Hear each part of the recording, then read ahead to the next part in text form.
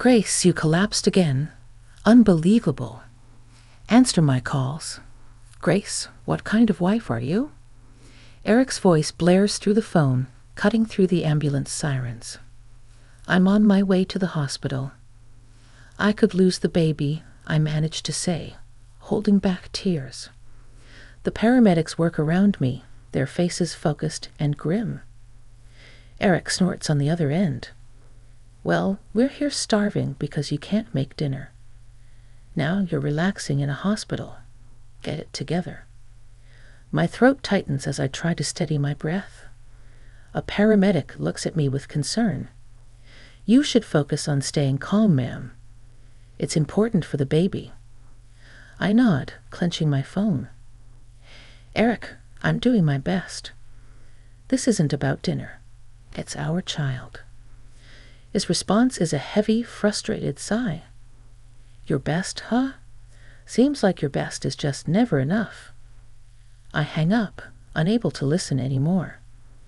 My heart pounds painfully in my chest, and not just from the physical strain. The paramedic shakes his head subtly. We'll be at the hospital soon. Just keep breathing. As I lie there, thoughts of Eric's constant criticism and indifference replay in my mind like an old, scratched record. Every harsh word echoes louder in the cold, confined space of the ambulance. Upon arrival at the hospital, I'm quickly wheeled into the maternity ward. Nurses move with practiced efficiency, and I catch snippets of diagnosis and concern. My OB/GYN, Dr. Collins, arrives shortly after. Grace, hang in there, she says with a calm yet urgent tone. We're going to do everything we can to make sure both you and the baby are okay. I nod, feeling a tear slip down my cheek. Thank you, Dr. Collins. Hours pass, marked by the beeping of monitors and the quiet hum of hospital activity. It feels surreal, a stark contrast to the chaos of my home life. Dr. Collins updates me regularly, her calm demeanor a lifeline amidst the storm within me. Eventually, the tension eases. The baby is stable for now, she says, offering a reassuring smile. But you need to avoid stress. It's crucial. I nod weakly, knowing how impossible that request feels with Eric at home. I'll try, doctor. The room grows silent once Dr. Collins leaves, except for the soft ticking of a nearby clock. I stare at it, counting the seconds, trying to slow my racing thoughts. I need to find a way out of this. My phone buzzes again, breaking the brief peace. It's a message from Eric. Don't expect me to come. Sort yourself out. I toss the phone aside, feeling a surge of something I haven't felt in weeks. Anger. What kind of person can't even show up when their wife is in the hospital, risking everything for their unborn child? That anger simmers, providing a strange comfort. Maybe it's time I started thinking about what I need, what the baby needs, not just what Eric wants. This realization hits me like a wave, both terrifying and liberating. The door creaks open, and a nurse enters with a tray of food. Time to eat, Grace. You need your strength. I look at her, nodding. I'm not sure what my next steps will be, but one thing is clear. I need to get stronger. Strong enough to stand up for myself and my baby, strong enough to face whatever comes next, even if that means facing Eric. I take the first bite, letting the warmth of the food seep into my bones. It's a small step, a simple action, but it feels like the beginning of something bigger, something necessary. For now, I focus on eating and breathing. The fight can wait until tomorrow. The fluorescent lights flicker above me, mimicking the flicker of emotions I feel inside. Leaning against the stark white hospital sheets, I close my eyes, recalling a time when life seemed simpler. 2 years ago, I was one of the top marketing executives at my firm. I thrived on the rush of meetings, pitches, and late-night brainstorms. It was during one of these hectic days when I first met Eric. He wasn't always this way. Back then, he was charming and attentive, surprising me with coffee during long nights, showering me with thoughtful gifts, and making me laugh.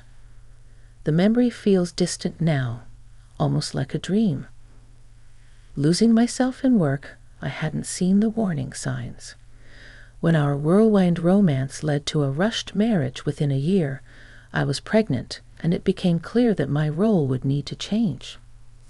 Eric gently suggested that I become a stay-at-home wife. "It's only until the baby arrives," he assured me, his arm around my shoulder. I agreed, believing him and at the same time believing in us. But as the months passed, the dynamic shifted. Eric's patience grew thinner, and his demands became relentless.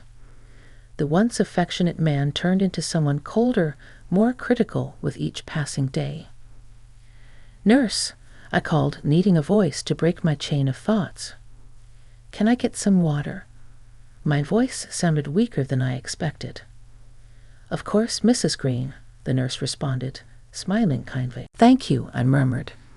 As simple as the gesture was, it reminded me of basic decency, something Eric's behavior often lacked now. The nurse returned with a cup and placed it on the side table. "Try to rest, Mrs. Green. Stress isn't good for either of you." I nodded. "Please, call me Grace." "All right, Grace," she said softly before stepping out. Her kindness was a balm, a stark contrast to what I face daily. Eric's dismissive attitude wasn't confined to stressful moments. A week ago, during a family dinner, his mother, Cheryl, pierced me with her gaze. "Grace, this casserole is too salty. And don't you think you should have a better grip on household chores by now?" Before I could respond, Eric added, "Mom's right, Grace.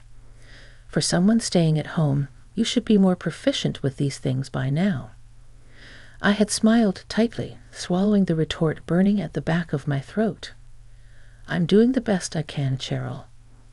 "Well, the best needs to improve," she shot back, her eyes never leaving mine.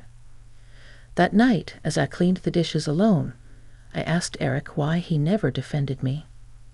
"My parents, Grace. I can't just argue with them over simple things. You need to handle it better." Handle it better.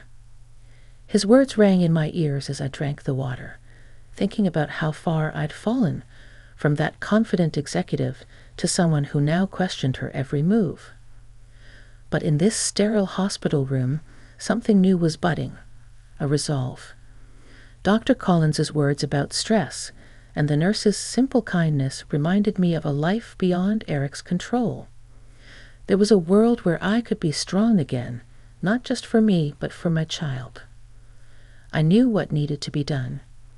Becoming that strong, independent woman again wouldn't be easy. But this collapsing, bending, and breaking needed to end, for my baby and for myself. A knock on the door interrupted my thoughts. It was Dr. Collins, holding a clipboard. "Grace, can we talk?" she asked gently. I nodded, steeling myself. "Of course, Dr. Collins. What do I need to know?"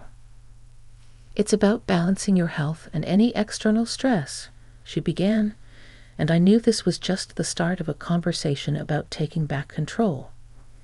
Dark times lay ahead with Eric, but with each moment in that hospital, I found my determination strengthening.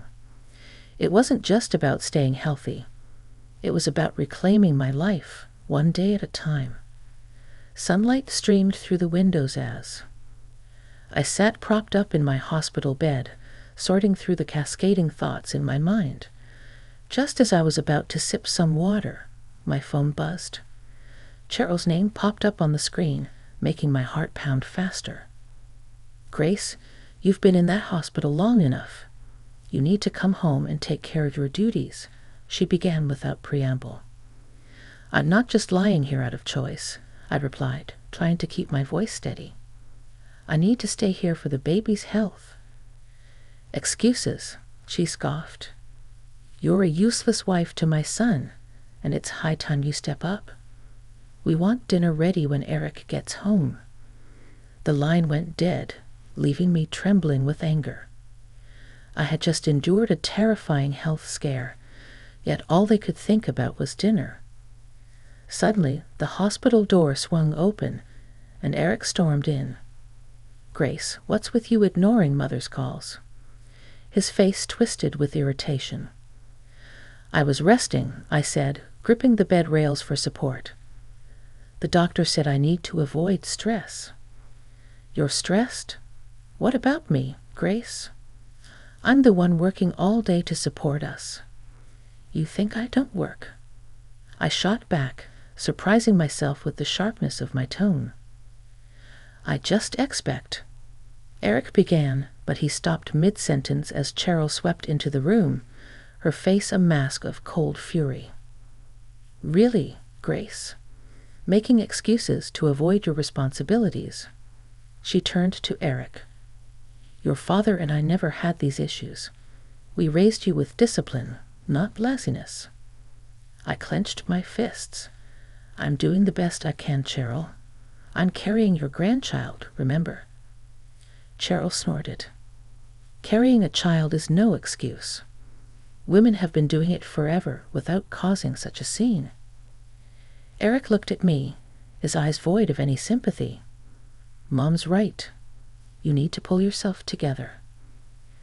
This was the family dynamic I suffered through daily, unyielding and often merciless.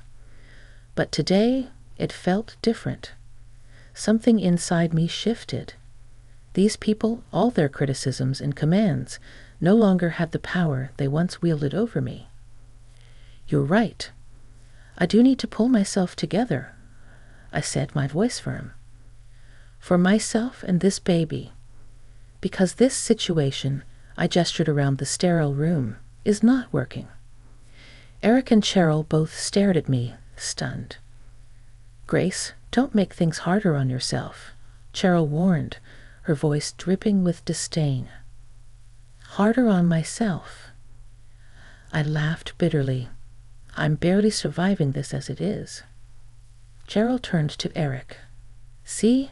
This is what you get for marrying someone so weak." "That's enough, Cheryl," I said, harsher than I intended, but I didn't care any more. "You've both said your piece. Now leave me alone." Eric's eyes narrowed. "Don't push it, Grace." I met his gaze and didn't flinch. "Get out, Eric. I need rest, and you're not helping." They finally walked out, leaving me in the suffocating silence of the room. The door clicked shut, and for the first time, I exhaled a breath I didn't know I was holding. The realization washed over me. I couldn't continue like this. This wasn't living. I needed an exit strategy. My mind flashed back to a happier time when I had friends and allies, people who cared. Maybe, just maybe, there was someone who could help pull me out of this abyss. The nurse shifted the curtains, letting in the morning light. I sat up, adjusting the pillows behind me. My body ached, but determination filled my veins. I needed a way out, and every second brought me closer to reaching out for help. The door cracked open. I expected another nurse, but in walked a blast from my past. Ally. Her hair was shorter now, and she looked more confident than ever, but those piercing blue eyes were unmistakable. "Grace?" she asked, her face a mixture of surprise and concern. I blinked, feeling a rush of emotions. "Ally? What are you doing here?" She came closer, grabbing a chair and sitting by the bedside. "I was visiting a business associate, and I saw your name on the board. What happened?" I took a deep breath. "Well, it's a long story, basically years of stress. And Eric." Her smile vanished. "Eric, your husband?" "Yes," I said, my voice barely a whisper. "I've tried for so long to make it work, but it's been a nightmare. His emotional abuse, his family. I'm barely holding on." Allie leaned back in her chair, assessing me.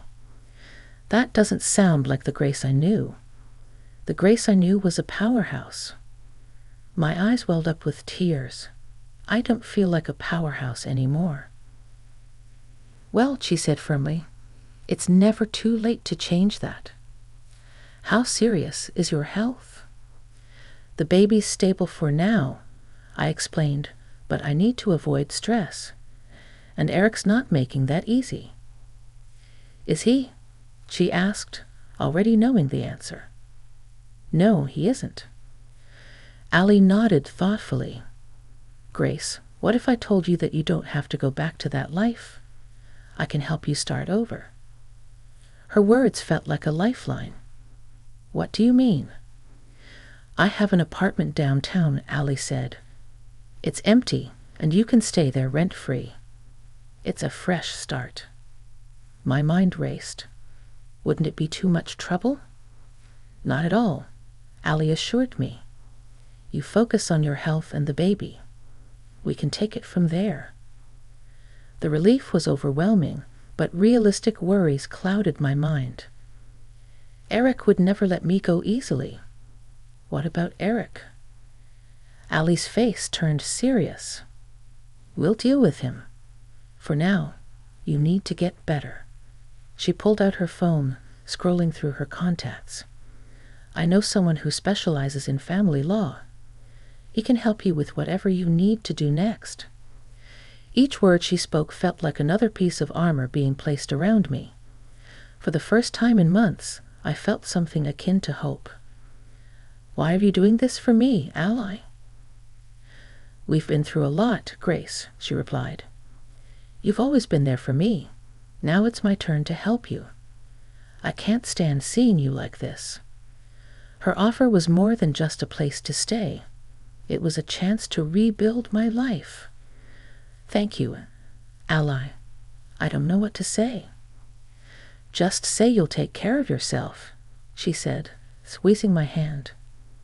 And if you need anything at all, you call me. The conversation with Allie left me with a renewed sense of purpose. As she left to make a few calls, I leaned back against the pillows. I couldn't change the past, but maybe, just maybe, I could shape a better future. I had much to think about, but one thing was clear. I wasn't alone in this fight anymore. I had Allie, and with her support, I might just find a way to reclaim my life and protect my baby. A few days after being discharged from the hospital, I found myself in Allie's downtown apartment. It was small but warm and cozy, a world apart from the cold, tension-filled atmosphere of my home with Eric. I settled into the couch, feeling a strange combination of relief and anxiety. Allie bustled around, unpacking groceries she had brought. You need to rest, Grace. Let me handle this. Thank you. I don't know what I'd do without you, I said sincerely. You do just fine, she replied with a reassuring smile. We need to talk, though, about the plan. The seriousness in her tone made my heart beat faster. What do we need to do? Allie handed me a slip of paper. This is the contact information for a great family lawyer I know. His name is Mark Jensen. He's got a reputation for handling messy divorces. I took the paper, feeling its weight. This was a significant step. When should I call him? Allie looked at me, her eyes fierce. The sooner, the better. Eric isn't going to let you go easily. You need legal protection. I nodded, understanding the gravity of her words. You're right. I'll call him tomorrow. The next day, as planned, I dialed the number on the paper. Mark's assistant answered, and soon I was connected to the lawyer himself. Grace, I've been briefed by Allie about your situation, Mark said, his voice calm and professional. I want you to know that you have options. I don't want a drawn-out fight, I stammered, fear creeping into my voice. Understandable, he replied, but we need to ensure you and your baby are safe. Document everything, every threat, every act of aggression. I shivered, the memories flooding back. Okay, I'll do that.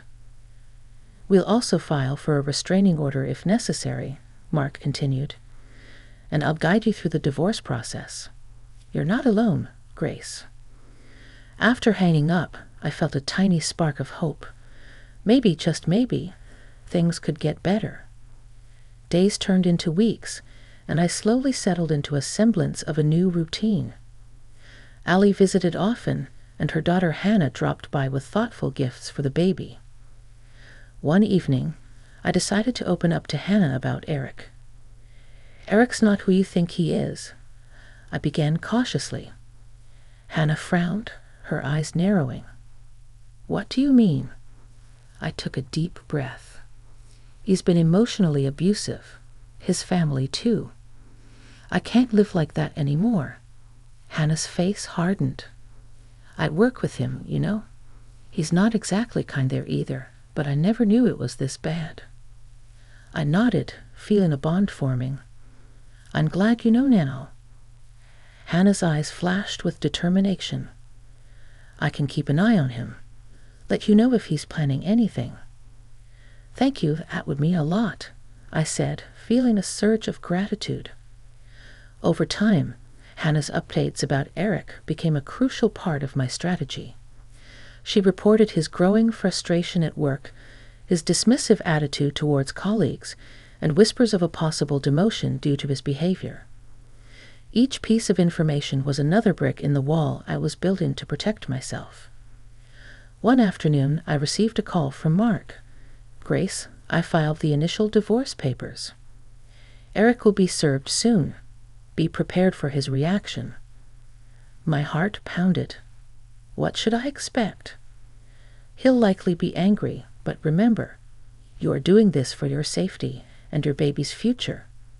Stay strong, Mark counseled.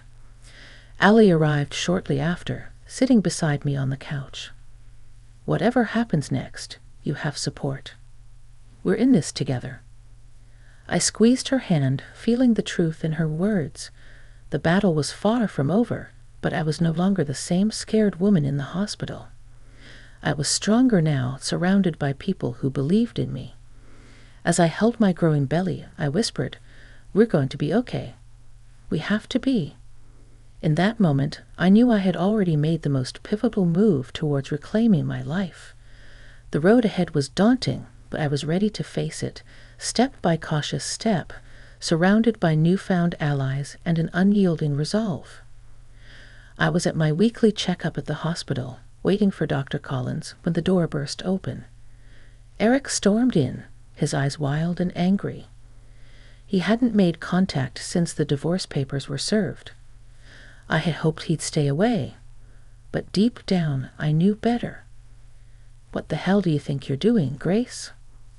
He barked, marching up to the examination chair, his face inches from mine. "You think you can just walk out and take my child with you?" My heart pounded in my chest. "Eric, please calm down. This is a hospital." "Calm down," he shouted, his voice echoing in the small room. "You're trying to ruin my life." Before I could respond, Dr. Collins entered, eyes wide. "Excuse me, sir. You can't barge in here like this." Eric turned on her, finger pointing. "This is between me and my wife." I stood up, facing him.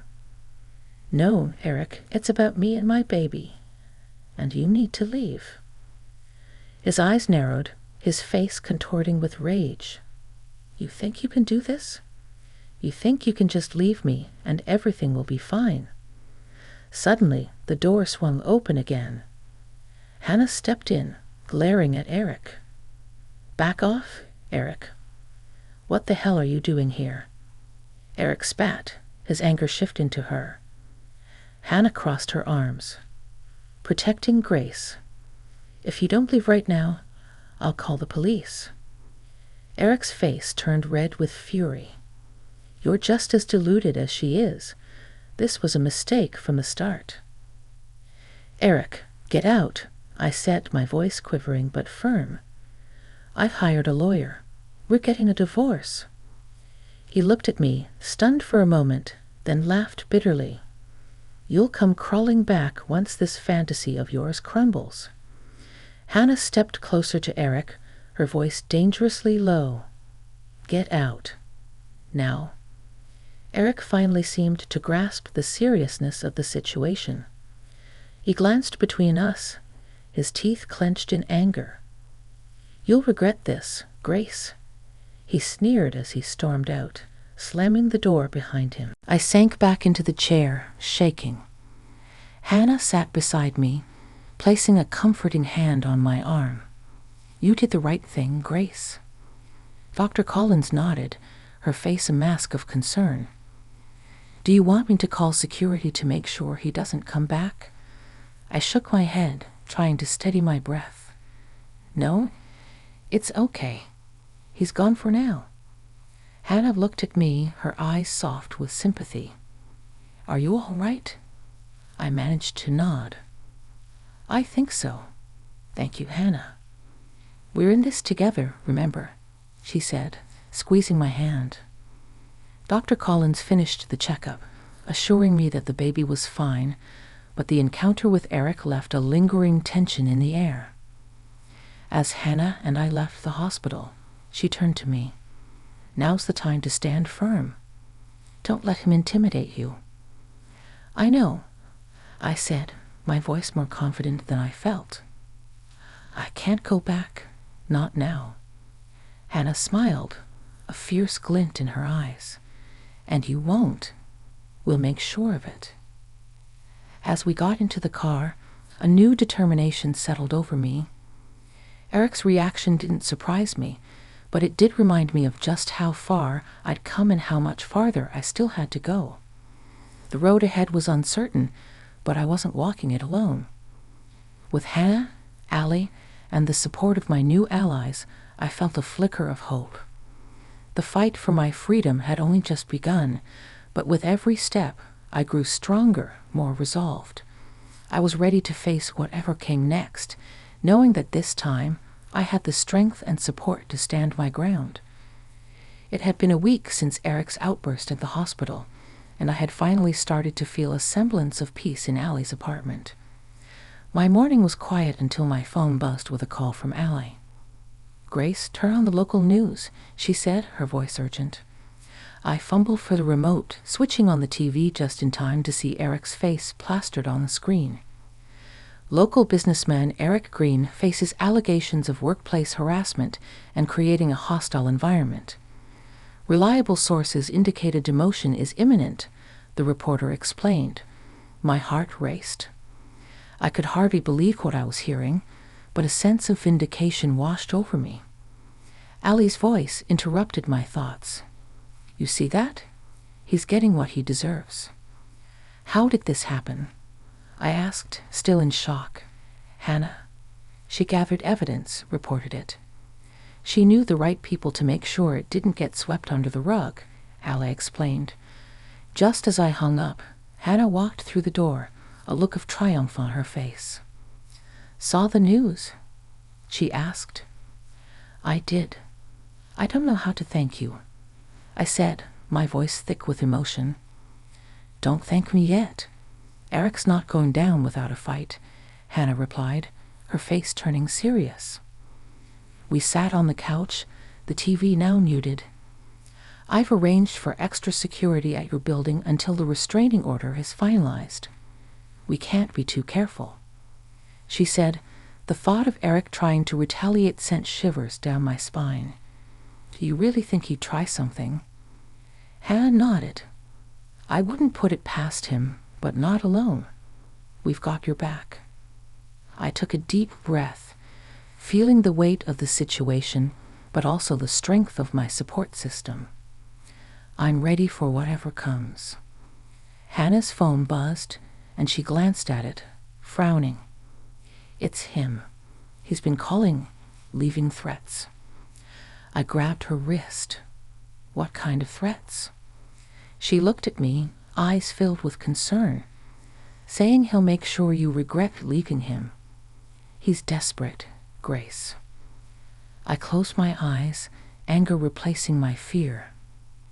Let him try. I'm done being scared of him. The next few days were tense. Everywhere I went, I felt the shadow of Eric lurking, but I refused to let it control me. Allie and Hannah were relentless in their support, staying close and checking in frequently. One evening, Mark called, his tone somber. "Grace, we need to talk." Eric's lawyer reached out. "He's going to fight the divorce hard, especially for custody." Of course he would. What do? We prepare, gather all evidence of his abuse, his threats. We build your case solid, Mark advised. I nodded, the determination in his voice bolstering my resolve. I'll do whatever it takes. Weeks turned into a blur of preparations and cautious living. Eric's demotion became official, and rumors swirled about his troubles at work. Hannah's intel kept me informed, making sure I stayed a step ahead. Finally, the day came for the divorce hearing. Standing outside the courtroom, my heart pounded. Allie held my hand, her presence a steadying force. "You've got this, Grace. Show them the strong woman you are," she whispered as we walked into the courtroom. Eric's glare bore into me. He looked disheveled, his arrogant demeanor now marred by desperation. I stood tall, ready to face him. The proceedings were arduous, but Mark was relentless, presenting every piece of evidence we had meticulously collected. Eric's lawyer tried to paint me as unstable and unfit, but the truth was undeniable. At the end of it all, the judge ruled in my favor.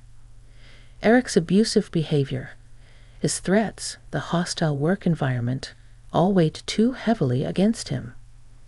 As I walked out, I felt a weight lift off my shoulders. Eric's defeat was a victory, not just for me, but for my unborn child. I had fought and I had won, but most importantly, I had reclaimed my life, ready to start anew. The day I left the courthouse felt surreal. The fight was over, and I had won, yet the future felt like an unknown expanse stretching out before me. I returned to Allie's apartment, my temporary sanctuary, feeling both relieved and uncertain. A few weeks later, I was sitting in Allie's office, now officially part of her team. I was grateful for the job and the chance to rebuild my life. It felt good to use my skills again and to be surrounded by supportive faces. Allie walked in, holding a tiny blue onesie. "For the little guy," she said, handing it to me. I smiled, running my fingers over the soft fabric.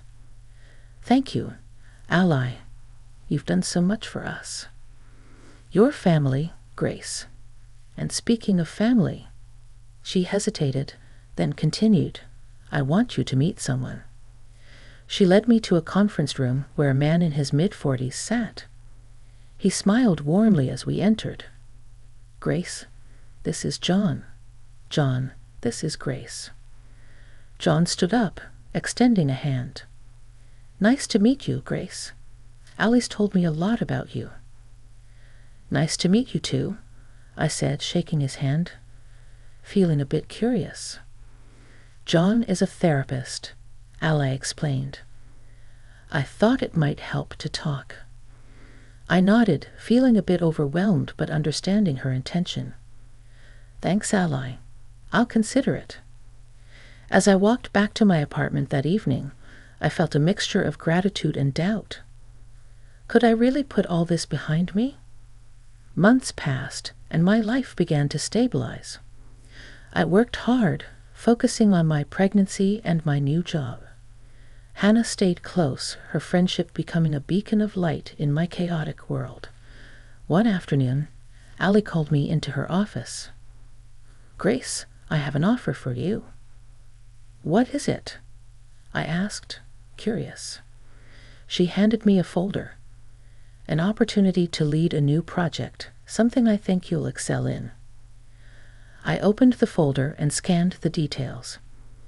It was a challenging project, but also a chance to prove myself once more. I don't know what to say. Say yes. Ally smiled. You deserve this. All right, I said, feeling a surge of excitement. Yes. As I left her office, my phone buzzed. It was a text from Hannah. Asterisk, can you meet me at the park? I have news, asterisk. I hurried over, finding her sitting on a bench, looking excited. What's up? She grinned. Eric got fired today. They finally had enough of his behavior. A flood of emotion swirled inside me, but mostly relief. Wow. I don't even know what to say. Hannah laughed. Just breathe, Grace. Karma's doing its job. We spent the rest of the afternoon talking and laughing, a sense of closure settling over me. That night, as I lay in bed, feeling my baby's kicks, I finally felt at peace. Eric was out of my life, and a new chapter was beginning. I whispered, "We're going to be okay, little one." The months rolled by, and soon it was time. I went into labor late one night, and Allie rushed me to the hospital. The delivery was intense, but the moment I held my son in my arms, everything else faded away. You did it, Allie whispered, tears in her eyes. No, we did it, I corrected, feeling the weight of our journey. As I cradled my son, I realized that the darkest moments of my life had led me to this point. I wasn't just surviving anymore. I was thriving, surrounded by people who loved and believed in me. In the following days, I took Allie up on her suggestion to meet with John for therapy. It helped me to process everything I'd been through and to rebuild my confidence. When I returned to work, Allie officially offered me the role of project lead. I accepted, feeling ready to take on the world. And so, surrounded by a new family of friends and allies, I stepped into my new life with determination and a hopeful heart. My son and I were ready for whatever came next, knowing we had already overcome the hardest battles. We were ready to face the future together.